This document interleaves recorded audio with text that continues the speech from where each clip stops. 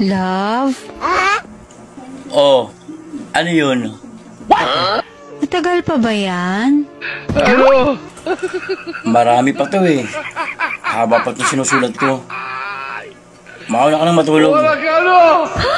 Ano kang matulog? Anong gusto mo? Matuho.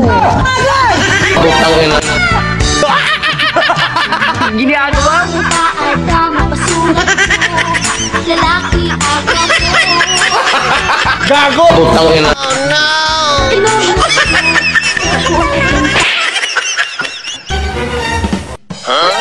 Hindi lahat ng demonyo nasa impyerno. Yung iba, nasa...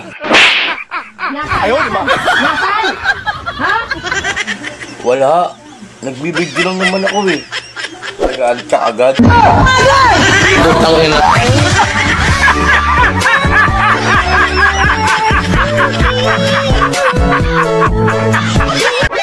Pag naasar ako, pitikin ko talaga yan sa'yo. Sa'yo yung pitikin mo, huwag yung sa'kin. Nang bababae ka pa rin? Kailan ka ba talaga titigil? Bakit mo ako patitigilin? Ano? Sa sobrang dami na magaganda, paano na sila? Sino pa yung reject? Siya pa yung mahilig. Wala ka Paano ano? mo nasabing, reject ako? Di ba pag nag-harvest ng mga prutas, bukod sa nabibiyak, ano pa yung nire-reject? Mga maliliit. Oo, maliit yung sayo eh. Sira ulo.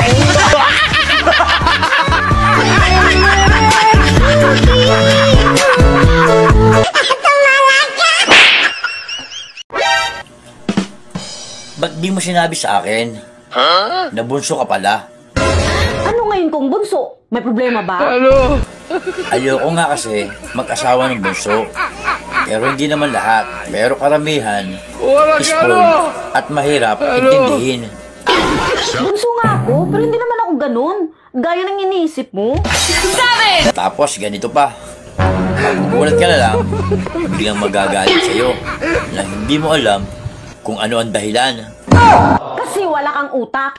Bubo ka. Maghiwalay na tayo. Uuwi na ako sa mama ko.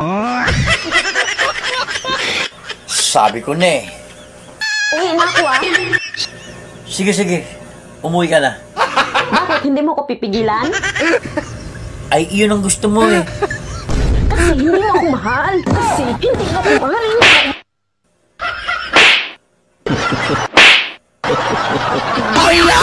Butang ina.